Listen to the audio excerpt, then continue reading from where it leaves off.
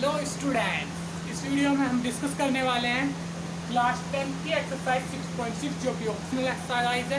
इसी को further proceed करेंगे। इसके जो लास्ट क्वेश्चन नंबर 9 और 10 रह गए थे वो आज हम डिस्कस करने वाले हैं।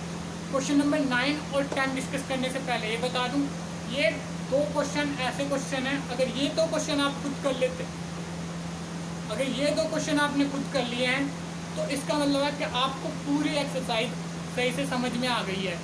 पूरे एक्सरसाइज के जितने भी कॉन्सेप्ट हैं इन दो क्वेश्चन में सभी इंक्लूड है। तो ये क्वेश्चन मतलब पूरे चैप्टर में, एक्सरसाइज में नहीं पूरे चैप्टर में जितने भी कंसेप्ट है सब इनमें इंक्लूड है। अगर वो आ गए हैं आपको ये दो क्वेश्चन तो पूरे कंसेप्ट आपको आते हैं। इसके अलावा क्वेश्चन नंबर 9 और 10 बहुत ही कंसेप्चुअली क्वेश्चन है, थोड़ा लंबा भी है, तो इसको बहुत ही ध्यान से देखना। इसके सारे कंसेप्ट उसमें इंक्लूड है। इसके अलावा अगर आपने BPT theorem, reverse of converse of BPT theorem नहीं देखा तो उनको पहले देख लें ताकि इसको आसानी से समझ सकें, क्योंकि उनका आना इनके लिए क्वेश्चन के लिए बहुत ज़रूरी है। तो मेरा नाम है नीरज जी, आपका चैनल मैथ सॉल्यूशन। स्टार्ट करते हैं क्वेश्चन नंबर 9। तो यह है क्वेश्चन नंबर 9, इसको डिस्कस कर लेते हैं। इन फिगर 6.63 ये वाला फिगर है वो। D is a point on side BC। D is a point on side BC of triangle ABC such that BD upon CD is equal to AB upon AC. Prove that AD is the bisector of angle BAC। तो ये line जो है AD ये bisector है, इसकी ये proof करना है। और क्या क्या दिया हुआ है कि D एक पॉइंट है और BD upon CD is equal to AB upon AC। तो ये दिया हुआ है। तो सबसे पहले क्या करते हैं, सबसे पहले इसमें क्या करना है,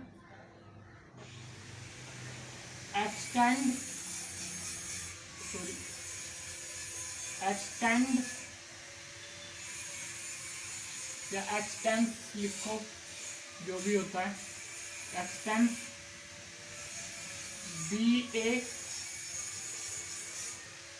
from A to P, from A to P such that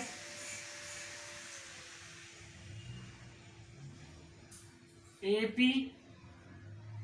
is equal to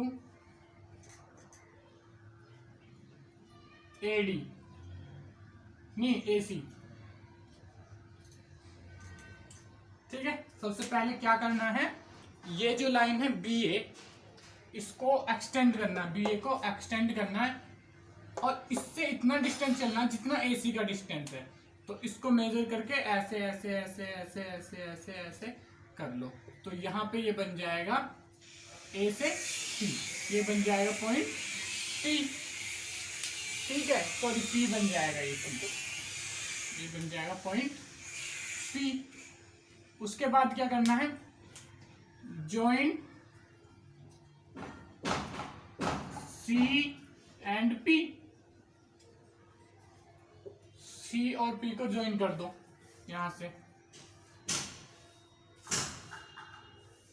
ठीक है, ये ज्वाइन कर दिया हमने। अब यहां पे देखो जो इंपॉर्टेंट बात है कि ये और ये बराबर हैं, ये आइसोसेलेस ट्रायंगल बना है। ठीक है, तो ये जो है आइसोसेलेस ट्रायंगल बना है, क्योंकि अब हमने कंस्ट्रक्शन ऐसे किया, ये बराबर ये, तो ये एंगल बराबर ये एंगल होगा, तो ये दोनों एंगल बराबर होंगे क्योंकि ये आइसोसेलेस ट्रायंगल है। आइसोसेलेस ट्रायंगल के अपोजिट एंगल बराबर होते हैं। उसके बाद क्या करना है, अब देखो इसको किस तरीके से प्रूव करेंगे। ठीक है, अब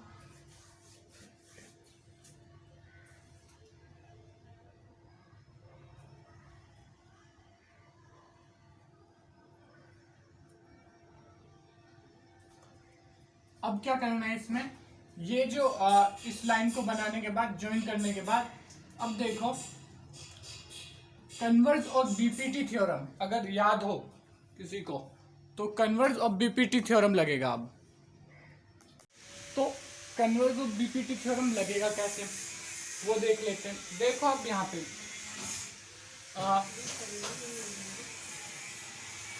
B D upon C D is equal to A B upon A C.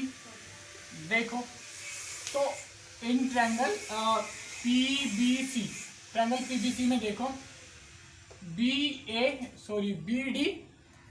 D upon C D यानी कि ये वाली side is equal to B A या B A B upon B A C, A B upon A सी।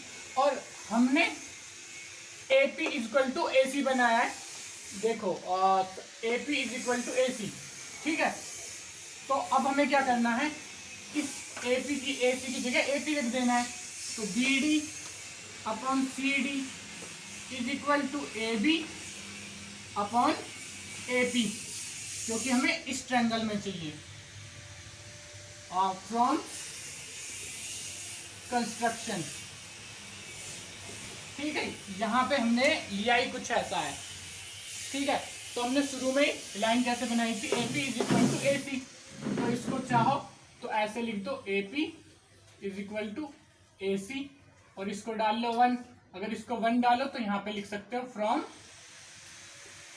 1, ठीक है। ये रहेगा, ये मतलब ये इसकी वजह से यहाँ पे ए सी को रिप्लेस कर दिया ए पी से, ठीक है। अब देखो B D upon D C, B D upon D C या सी डी, ये तो लाइन एक ही बात है। B D upon C D, ये साइड प्रोपोर्शनल है और ये दूसरी साइड की प्रोपोर्शनल है। B A upon A P लिया हमने, या A B upon A B upon A P, और ये B D upon C D. ये दोनों साइड, इनका रेशियो, इन दोनों साइड का रेशियो इक्वल है इन दोनों साइड के रेशियो के।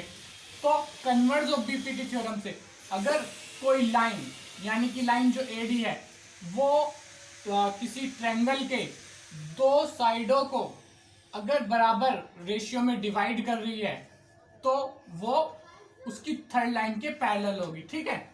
ये मैंने करवाया था कन्वर्ज ऑफ बीपीटी थ्योरम, ठीक है। तो हाँ, अब क्या यहाँ पे लिखना है, तो अब हम क्या लिख सकते हैं, A D is parallel to P C या सी पी, जो भी लिखना चाहो, by converse of BPT, basic proportionality theorem का जो कन्वर्ज किया था हमने, उसमें ये पढ़ा था, ठीक है। कि एक तो ये था कि अगर इस लाइन के थर्ड लाइन के पैरेलल कोई लाइन खींचे तो दो बाकी जो साइड है उनको दो बराबर पार्ट में, वो बराबर में नहीं, बराबर रेशियो में डिवाइड करेगी। मतलब अगर मैं यहाँ से लाइन खींचूं तो इसका ये अपॉन ये और ये अपॉन ये बराबर होगा। ऐसे ही सेम कन्वर्ज ऑफ बीपीटी में प्रूव क्या करा था कि ये लाइन अगर बराबर रेशियो में डिवाइड करे दो लाइनों को तो वो थर्ड लाइन के पैरेलल होगी, ठीक है। ये चेक भी कर सकते हो आप, ठीक है। और अगर जिसको बीपीटी थ्योरम नहीं आता है तो प्लेलिस्ट में लगी हुई होगी, मैंने बीपीटी थ्योरम करवाया इस चैप्टर की स्टार्टिंग में, और कन्वर्ज ऑफ बीपीटी थ्योरम भी करवाया, तो वहां से देख सकते हैं, ठीक है। तो फिलहाल AD is parallel to PC, वहां पे सही से समझाया कन्वर्ज ऑफ थ्योरम। अब ये पैरेलल हो गई है, तो अब देखो पैरेलल लाइंस में क्या होता है, अल्टरनेटिव एंगल्स और कॉरस्पॉन्डिंग एंगल्स बराबर होते हैं। तो अब यहां से देखो एंगल सी ए डी या डी ए सी लिख लो, D A C is equal to angle A C D. देखो सी ए डी या डी ए सी, ये लाइन पैरेलल है, ये लाइन पैरेलल है, तो ये जो है अल्टरनेटिव एंगल हो गए, ठीक है। तो ये एंगल बराबर हो जाएगा किसके, पी सी ए लिख लो या पी सी ए, जो भी लिखना चाहो, ए सी पी लिख लो या पी सी ए लिख लो। उसके बाद क्या है, जब ये अल्टरनेटिव एंगल्स लिख दो, अल्टरनेटिव एंगल, पैरेलल तो हम बता ही चुके हैं कि ये पैरेलल है, ठीक है। ये अल्टरनेटिव एंगल हो गए। उसके बाद क्रॉसपोंडिंग एंगल भी बराबर होते हैं। तो ये दो पैरेलल लाइन है, तो ये अगर इनको ऐसे करके देखोगे तो यहाँ वाला एंगल, यहाँ वाला एंगल, इसको ट्रांसवर्स मानोगे ए बी को, तो ये और ये क्या हो जाएंगे, ये क्रॉसपोंडिंग एंगल हो जाएंगे। ठीक है, इसमें ट्रांसवर्स ए सी को मान रहे थे, इसमें ट्रांसवर्स ए पी को मानना है, तो ये और ये एंगल बराबर हो जाएंगे। तो यहाँ पे लिख दो angle B A D is equal to angle क्या है ये angle B P A P C, B A P जो भी लिखना है, चाहे तो ए पी सी लिख दो, चाहे तो बी पी सी लिख दो, एंगल ए पी सी। तो ये लिख दो यहाँ पे corresponding angle,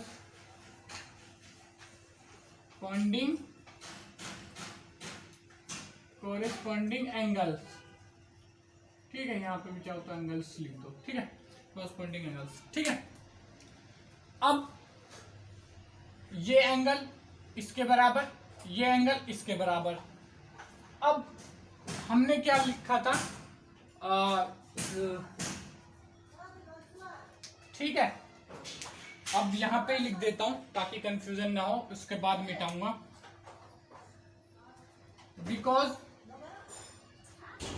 AP is equal to AC from 1, या कंस्ट्रक्शन जो भी लिखना चाहो, from 1, it implies that angle APC is equal to angle PCA। अब 1 तो इसको डाल दिया, अगर इसको 1 डाल चुके हो तो इसको सेकंड डाल लेना, और इसको थर्ड डाल लेना, और इसको फोर्थ डाल लेना, उसके बाद बढ़ते हैं आगे। ठीक है, एक बार मैं समझा देता हूं पहले क्या हम करने वाले हैं। तो ये देखो यहाँ पे PCA is equal to DAC और PCA is equal to APC और APC is equal to BAD। तो ये चारों एंगल बराबर हो जाएंगे, और चारों एंगल जब बराबर हो जाएंगे तो ये इसके बराबर हो जाएगा। जब ये इसके बराबर हो जाएगा, ये इसके बराबर हो जाएगा, तो यानी कि हम कह सकते हैं कि ये इसको बाइसेक्ट कर रही है, दो बराबर पार्ट्स में बांट रही है। ठीक है, तो इससे पहले कि मैं आगे बढ़ूं, नोट कर लो, और जिसने बिल्कुल भी नोट नहीं किया वो स्क्रीनशॉट ले लो फटाफट। 1 2 3 4 5 6।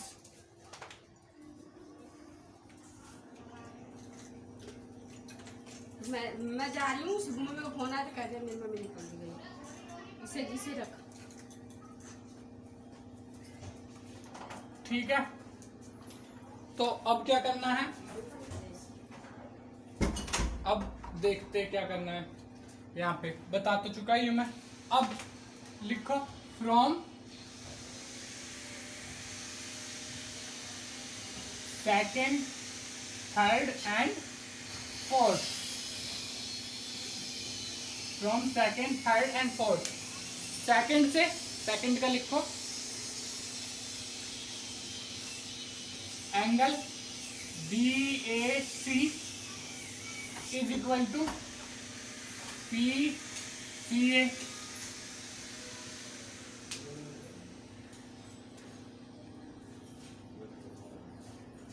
PCA, ठीक है। उसके बाद थर्ड से लिखो, थर्ड से इसको PCA नहीं लिखोगे। अब PCA किसके बराबर है, PCA APC के बराबर है।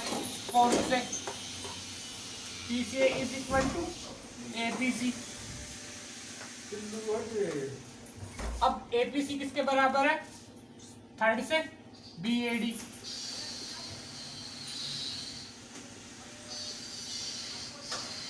इस तरीके से DAC, DAC, PCA, PCA, APC, APC, BAD equal है। तो हमें यहाँ पे क्या लेना है, फर्स्ट का और लास्ट का। Angle DAC is equal to BAD, angle BAC is equal to angle BAD। अब इसका मतलब क्या है? इसका मतलब है ये एडी बाइसेक्ट कर रही है।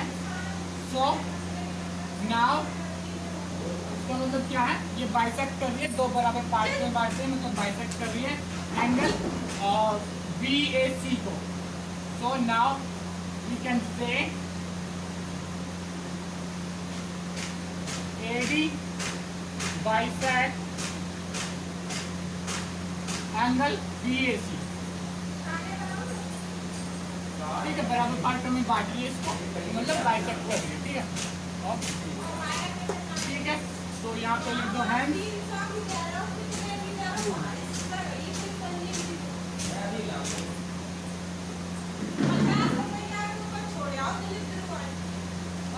तो जिसको नोट करना है नोट कर लो,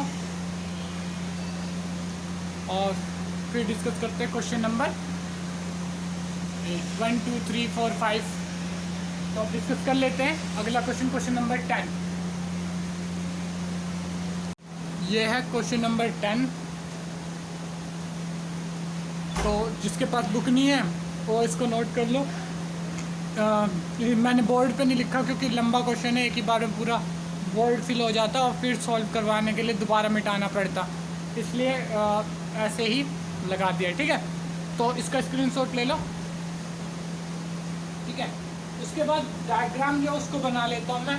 कुछ ऐसा बना हुआ है कि यहाँ पे ये नजीमा,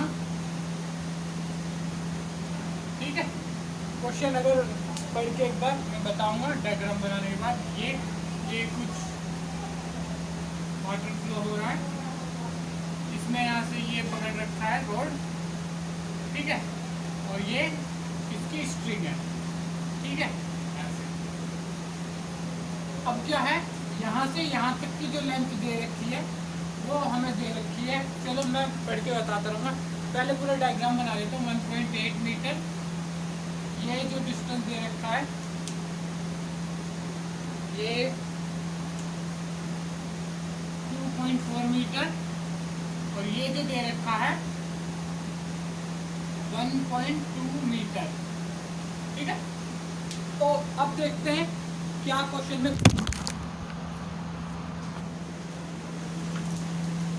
तो कैमरा गिर गया था, बाकी एक बार मैं फिर से बता देता हूँ क्या मैं कह रहा था कि ये डायग्राम है जो बना हुआ है, उसको बनाने की कोशिश करी है मैंने। और इसके अलावा क्वेश्चन में क्या है, Nazima is fly fishing in a stream. तो स्ट्रीम मतलब ये जो पानी बह रहा है, और फ्लाई फिशिंग मतलब यहाँ पे फ्लाई होगी और उससे फिशिंग कर रही है। फिश जो आएगी इसमें इसको खाएगी तो यहाँ पे फंस जाएगी। ठीक है, फ्लाई फिशिंग, तो फ्लाई है ये यहाँ पे। ठीक है, the tip of her fishing rod is 1.8 metre above the surface. तो 1.8 metre above the surface of water, ये जो है टिप ऑफ रोड है। ये जो है ये रोड है और ये रोड की टिप है। ठीक है, fishing 1.8 above the surface of water. The fly at the end of the string rests on the water 3.6 meter away. ठीक है, तो उसके अलावा एंड स्ट्रिंग के एंड पे क्या है, फ्लाई है। ठीक है, जैसे बताया मैंने पहले, और टोटल मिला के कितना दूर है इससे, नजीमा से 3.6 मीटर। तो इन दोनों को मिला के तो 3.6 मीटर आ जाएगा। उसके बाद and 2.4 metre from the point directly under tip of the rod. और उसके अलावा 2.4 मीटर दूर है रोड के टिप से। ठीक है, tip of the road. Assuming that her string is taught, string taught है मतलब लूज नहीं है, तो स्ट्रिंग की टोटल लेंथ जो है वो यही है, और मुड़ी तुड़ी कोई स्ट्रेंथ नहीं है। How much string does she have out, तो इसकी स्ट्रिंग कितनी लंबी है वो। एक मिनट, शायद हिल गया कैमरा, दोबारा से थोड़ा सा 1 मिनट सही कर लेता हूँ इसको।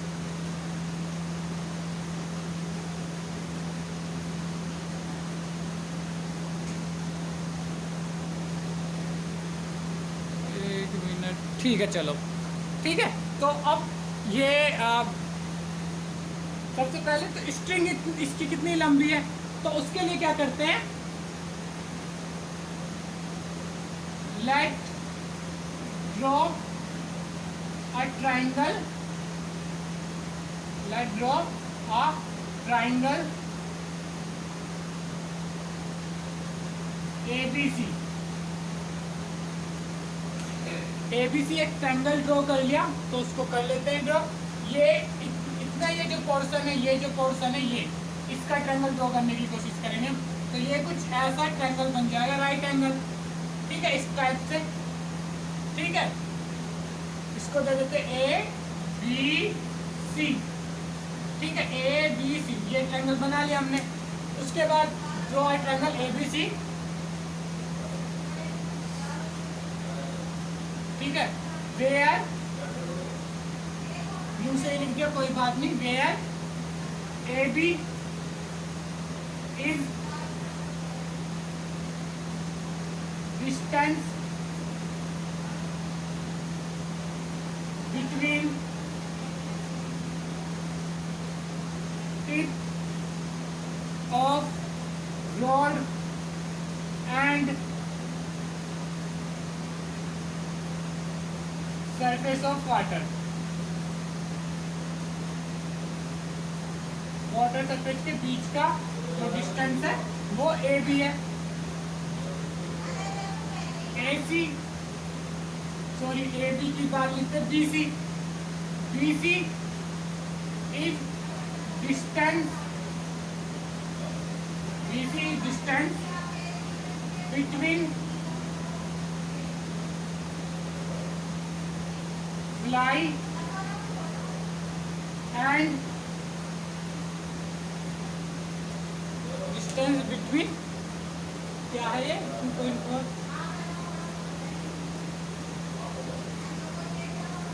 ठीक है, fly and tip of rod, tip of rod, ठीक है, यहाँ से लिख दो BC is the horizontally distance, horizontally मतलब ऐसे वाला डिस्टेंस, इसको नहीं गिनेंगे, ऐसे हॉरिजॉन्टली डिस्टेंस, क्या हॉरिजॉन्टल का, ये वर्टिकली डिस्टेंस, ये horizontally distance, BC is a vertically distance between, ये है vertically distance between fly and tip of rod, tip of rod के बीच का ये डिस्टेंस है। और लास्ट में क्या लिख देते हैं, AC is the length of string, AC is the length of string. अब AC ही हमें फाइंड करना है, क्योंकि हमें क्या फाइंड करनी है, लेंथ, ठीक है। To find AC, to find length,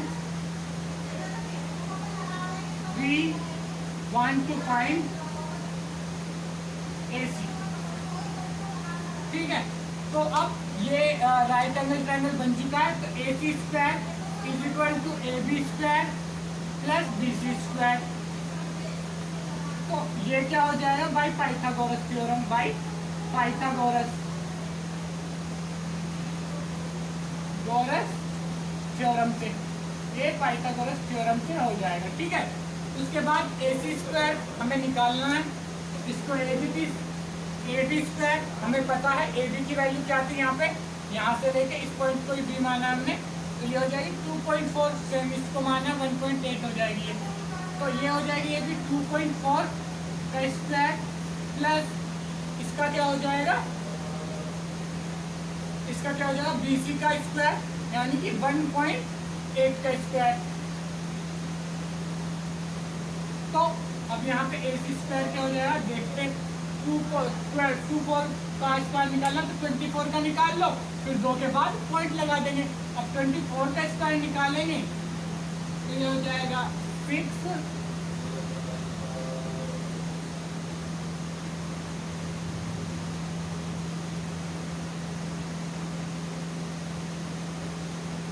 7 और 5, ठीक है, ये हो जाएगा, ठीक है। अगर करके देखना चाहो तो एक बार करके देख सकते हो, ठीक है। उसके बाद इसका क्या हो जाएगा, शायद ये इसका हो जाएगा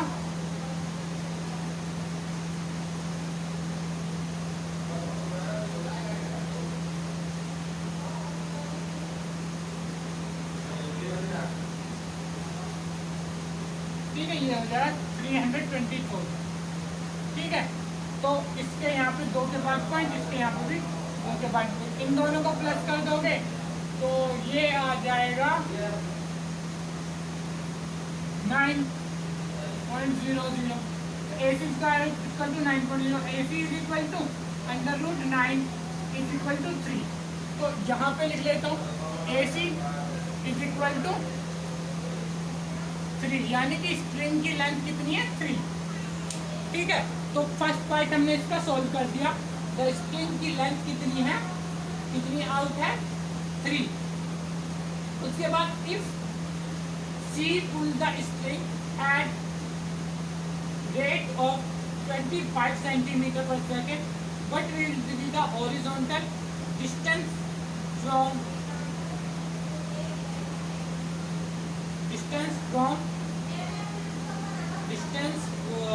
distance of fly from Earth after 12 seconds। तो ये अगर पहले इसको मिटा देता हूँ, जिसने नोट नहीं किया वो नोट कर लो, आगे फिर समझाता हूँ।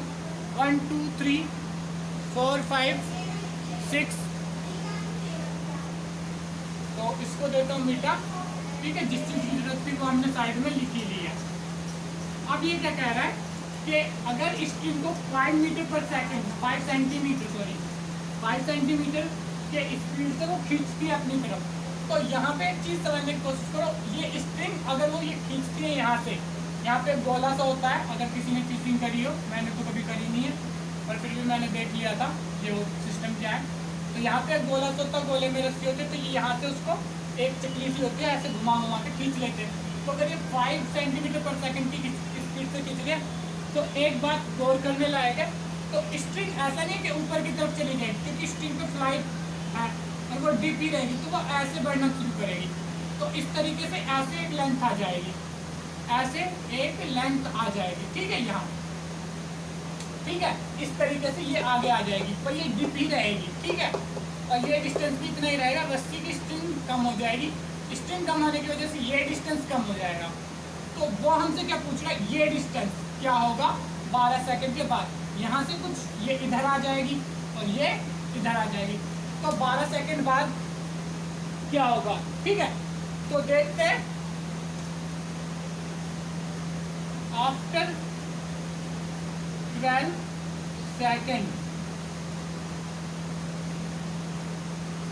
After 12 second length of string, 12 second बाद स्ट्रिंग की लेंथ क्या होगी, 3 थी, उसमें से माइनस कर देंगे 12 इंटू 5। इसको 1 मिनट पहले अलग ही सॉल्व कर लेते हैं। तो पहले कितनी कम होगी वो सॉल्व कर लेते हैं। वो उसको क्या करेंगे, 12 इंटू 5 सेंटीमीटर, 12 इंटू 5 सेंटीमीटर, तो क्या हो जाएगा, ये हो जाएगा 60 सेंटीमीटर। 12 सेकंड तक खींचेगी 5 सेंटीमीटर पर सेकंड, तो ये हो जाएगा 60 सेंटीमीटर। उसके बाद ये जो 60 सेंटीमीटर इसको मीटर में कन्वर्ट करेंगे तो 0.6 मीटर आ जाएगा। तो after 12 second length of string is equal to 3 minus 0.6 is equal to 2.4। तो ठीक है, अब उसके बाद क्या करना है, आप let after 12 second fly moves from point C to D। तो ये मान के चल रहे, तो फ्लाई अगर यहाँ से C से D पॉइंट पे आ जाती है तो ये स्ट्रिंग ऐसे हो गई, ठीक है, C to D। And string length equal to 2.4। अब ये 2.4 हो गई, ठीक है। उसके बाद उसके बाद क्या है, distance between B and D, distance, ठीक है। उसके बाद हमें क्या करना है कि इन दोनों के बीच का डिस्टेंस फाइंड करना है।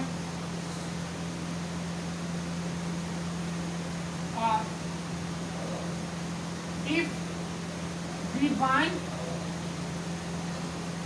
to find distance between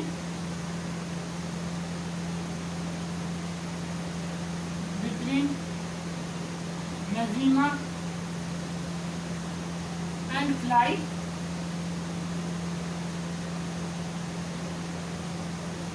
first we find distance between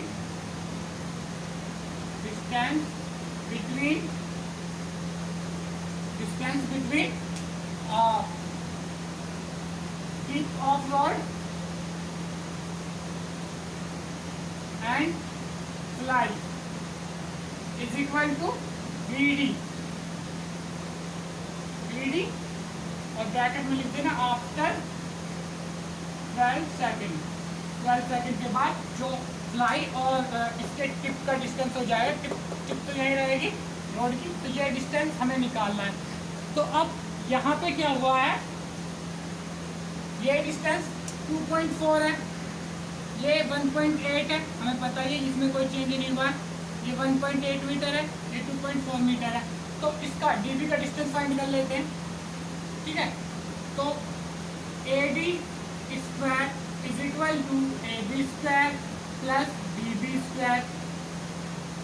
उसके बाद जब ये करेंगे तो फिर इसकी लेंथ हमें पता है 2.4 का square is equal to AB, हमें पता है 1.8 का स्क्वायर प्लस BB स्क्वायर, ठीक है। अब ऊपर से मैं थोड़ा सा मिटा देता हूँ, जिसने नोट नहीं किया वो फटाफट नोट कर लो। 1 2 3 4 5 6,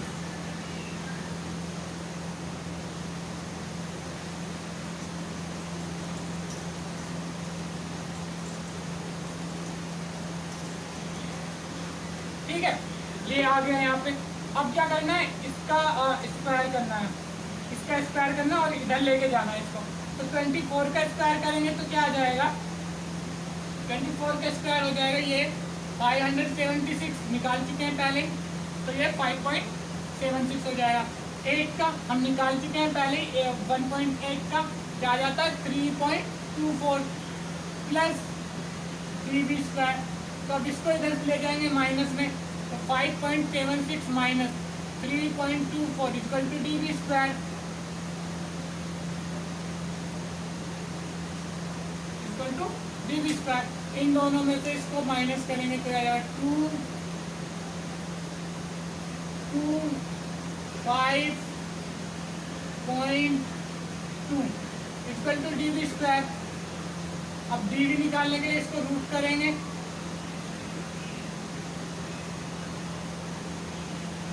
DB स्क्वायर को इसको रूट करेंगे, तो इसको अगर रूट करेंगे तो क्या आएगा हमारे पास 1.6, इसको रूट करके सोल्व करेंगे तो आएगा 1.6 के समथिंग कुछ, ठीक है, या 1.58 है वो, तो वही आएगा 1.6 के समथिंग कुछ, ठीक है। तो उसके बाद क्या करना है हमें, उसके बाद अब क्या करना है, ये DB आ गया, अब यहाँ पे ये लिख लिया 1.6। अब ये डिस्टेंस क्या था,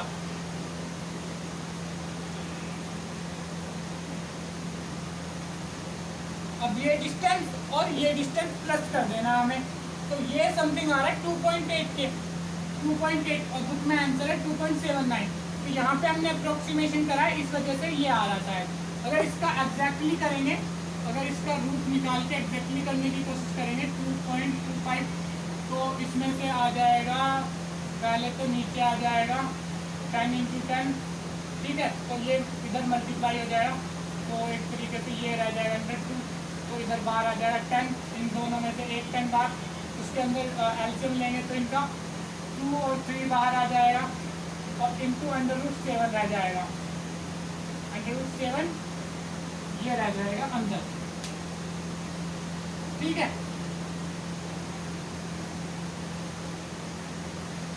तो अब ये हो जाएगा 6 और ये रह जाएगा √7। इनकी क्या, अब यहाँ से कैलकुलेशन कॉम्प्लिकेटेड होगी, तो इसे करने का कोई फायदा है नहीं, ठीक है। तो dB प्लस ये, ठीक है। तो यहाँ पे लिख दो डायरेक्ट डिस्टेंस बिटवीन, वैसे ये अगर एग्जैक्टली लिखाऊं तो ये 1 मिनट एग्जैक्टली लिखवा देता हूँ मैं, ये कुछ ऐसा आएगा 5.8, ठीक है, एग्जैक्टली लिखवा देता हूँ। वैसे मैंने 6 राउंड फिगर करके लिखवाया था, मुझे एग्जैक्टली भी मालूम था, तो अब बुक के हिसाब से आंसर चाहिए तो ऐसे कर लो, नहीं तो अगर एग्जाम में 6 भी लिख के आते तो कोई दिक्कत है नहीं, तो फिर इसको ऐसे ही कर लेते हैं 1.58 plus 1.2 is equal to distance between Najima and fly.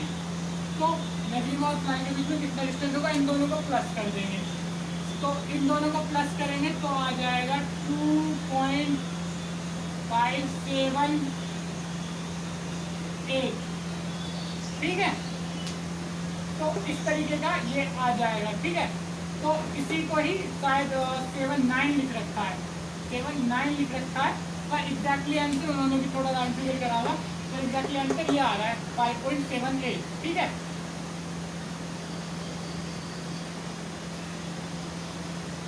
और ठीक है, क्योंकि इसके आगे भी कुछ है वो नंबर बड़ा होगा, ठीक है शायद।